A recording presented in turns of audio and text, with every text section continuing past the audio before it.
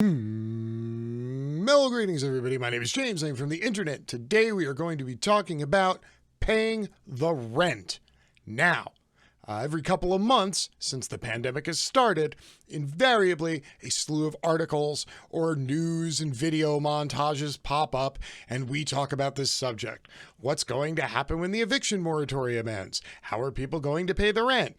Nobody's gotten any checks and nobody has any money. And we know that there is going to be an eventual avalanche of evictions. And that's what I was going to talk about today when I saw this article.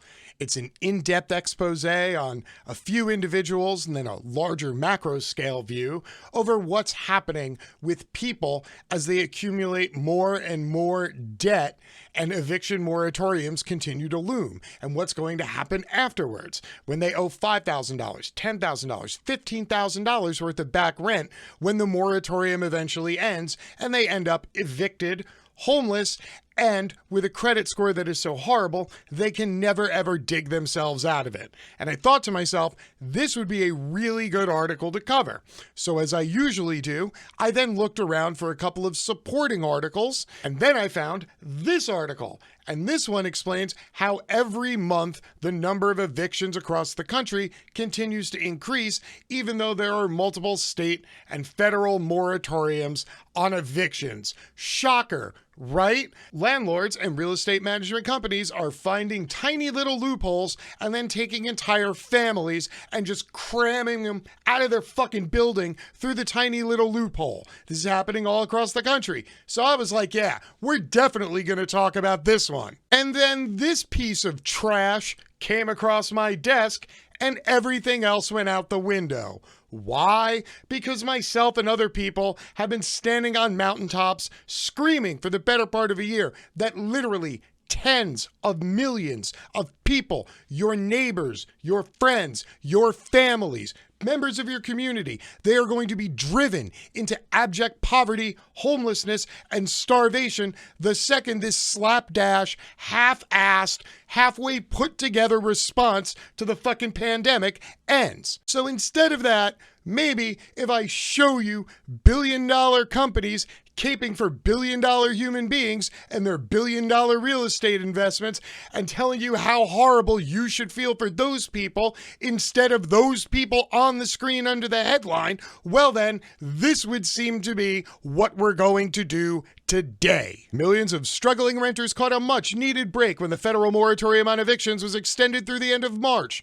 But for many landlords across the U.S., the news came as a nightmare. Quote, "It's important to recognize that after 10 months of severe economic distress, job loss, and decline in rent collections, everyone is hurting," said Bob Pinniger, president and CEO of the National Apartment Association, an industry group representing property owners.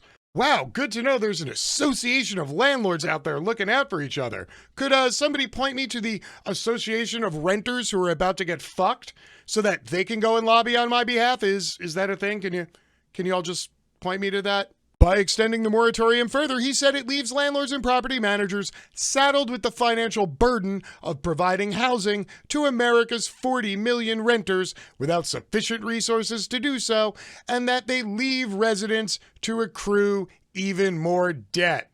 Hey, I think we got to take another time out here. Landlords, you do not provide housing. People who build houses, they provide housing.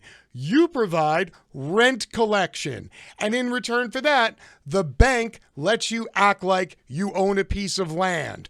Let's not exaggerate what it is you do here or your job within the horrible, craptastic food chain known as housing in a hyper-capitalist system. The federal moratorium put in place by the CDC in September to stop the spread of coronavirus prevents property owners from evicting renters for non-payment of their rent. The order temporarily prohibits new and previously filed evictions from occurring. It requires struggling tenants to provide a declaration to their landlord that they earn less than $100,000 a year, have experienced a significant loss of income, and have made their best effort to find rental assistance and pay their rent. Now, the problem with this, as many renters are finding out, is that it requires your landlord to play along. Your landlord has to fill out the forms with you. Forms have to be submitted. Stuff has to be sent to the government. If your landlord isn't going to play ball with you and you go and you look for moratorium help, chances are you're going to get pushed through one of those tiny little loopholes we mentioned earlier. Initially, the CDC order was set to expire at the end of December, but was extended through January by a provision in the second stimulus package. One of President Joe Biden's first acts in office was to seek to extend the moratorium again until the end of March. Ultimately, Pinniger argues residents, owners, and policymakers want the same thing: for tenants to stay in their homes. Really? Are they their homes? Weren't you just arguing that they were the landlord's homes a moment ago? Maybe you should pick one of those things and then go with it. But, he said, eviction moratoriums don't accomplish that because they create the illusion that everything is stable when, in fact, they are far from it. Renters will still owe back rent once the moratorium is lifted, and in the meantime, landlords are stuck figuring out how to cover their monthly expenses. Now, yes, I'm actually going to agree with this dude for a minute here. The kicking of the can down the road of the moratoriums every 3 months is not going to help at all. Eventually, the moratorium will get lifted, and when it does, tens of millions of people are going to owe billions of dollars in back rent, and most of them haven't worked in the better part of a year. So this giant house of cards is all going to come crumbling down the second we stop kicking the can, unless we implement a far better policy to offboard the pandemic relief as we shift back into, quote, normalcy after everybody gets a vaccine in, oh, I don't know, another year or so. Quote, they just kicked the can down the road, jeopardizing housing supply, quality of the housing stock, and affordability on the other side of this crisis, he said. Whoa, time out. If you are a landlord, that means you purposely purchased a home to put a renter in, meaning it's one less home that a potential homeowner could buy. Meaning you, as a landlord, by your very existence, quote, jeopardize the housing supply. But you don't seem to be concerned about the short housing supply when it drives up the demand for rental units, and you can suck more money out of a poor working class family that can't get into an entry-level home because bougie assholes like you buy them all and flip them into rental units. Boo fucking who? I'm not crying, Mr. Pinniger. The extension of the CDC order is particularly tough on small mom and pop property owners, many of whom have been running in the red for months.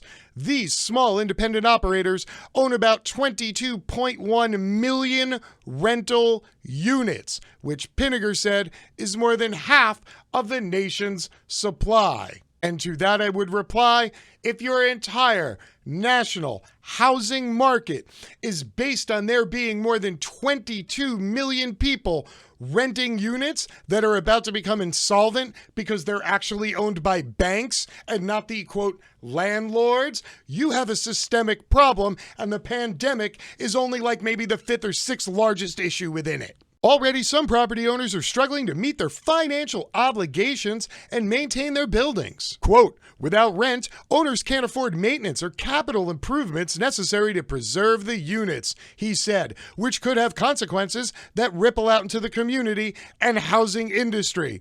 Oh, really? Are you telling me now, because there's a pandemic, all of a sudden rental units are going to stop being super high quality? I have a funny feeling Mr. Pinniger over here was not renting pre-pandemic, but I assure you that the average rental unit is essentially crap. Owners also may not be able to pay the mortgage, which, according to Pinniger's association, accounts for 38 cents of every rent dollar. That puts millions of rental units at risk of foreclosure. Yeah, now the problem with this, owners may not be able to pay the mortgage, is that it's utter bullshit. The landlord is not the owner. The bank is the owner. If you can only plunk down 15% of the cost of a house and then you have to get a mortgage for 30 years, and then in turn you take that house and you rent it out to a bunch of other people so you could extract their wealth to pay for your mortgage on your second investment property, then again, I have no fucking sympathy for you. You're not a property owner. You work for the bank. Your place within this food chain is to be the shock absorber for the bank that owns all the properties every 5 to 10 years when the market crashes so that they don't have to eat the initial loss. And for doing that for them, they allow you to have some rights and some privileges on the property that they own and you are currently maintaining for them on their behalf at your own cost. Landlords are also struggling to afford property taxes, which fund critical local services, including fire departments and schools. Quote, if owners cannot pay these, they risk their ability to provide safe housing for residents altogether. Once again, landlords do not provide housing, nor do they provide local infrastructure and local services. They merely provide a place for you to deposit your rent check. Pinniger called for swift, ongoing, targeted rental assistance as a way to help renters, many of whom are unable to pay through no fault of their own. He also says there needs to be more aid for landlords and the wider housing market. Quote, every dollar of direct rental assistance helps. It means you can hold on for a little longer. That's right. Every dollar of direct rental assistance that you get as an unemployed person who is currently renting an apartment means that that landlord can hold on just a little bit longer. It's almost as if the landlords are living from your paycheck to your next paycheck. Renters owed an estimated $30 to $70 billion in back rent to their landlords at the end of December.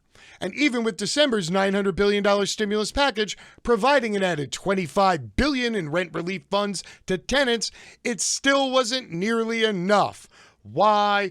Because tens of millions of people have been unemployed for more than a year, and the federal government has gone months at a time abdicating all responsibility and just letting the chips fall where they may. By the way, if you're confused, in that scenario, you are the chips. The Biden stimulus plan being discussed now includes an additional $25 billion for assistance to renters, as well as $5 billion for utilities payment support and $5 billion to help relieve the strain of homelessness. But more will be needed. We have discussed this once before. Okay, maybe twice, but we're going to go through it again real quick just to make sure we're all on the same page here. When the government goes months and months and months without giving any assistance to its people and then finally ekes out a small check, essentially what happens is every last person who gets that check immediately gets the check, flips it over, signs the back, gives it to their landlord. Their landlord then takes the check, signs the back, and gives it to the bank. So every single one of these bailouts are just a, I don't know, tri-yearly $1 billion cash infusion to the banks that we just happen to liquidate through unemployed working class people and landlords. Lather, rinse, repeat. Quote, there are estimates of $70 billion in back rent. We got $25 billion out of the second stimulus, and there may be $25 billion in additional rent relief coming, he said. But that still leaves $20 billion out there.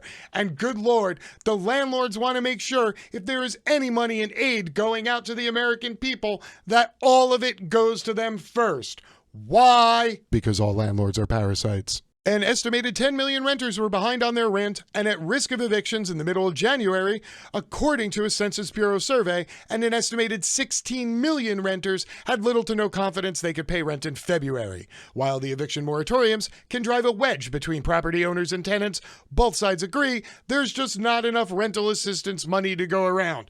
But when push comes to shove, the landlords are going to choose themselves and their investment in their second or third home over you and your children having a place to live. So this is your monthly wake-up call to remind you that very soon tens of millions of people are going to be out on their ass while your representatives in government sit around and go, huh.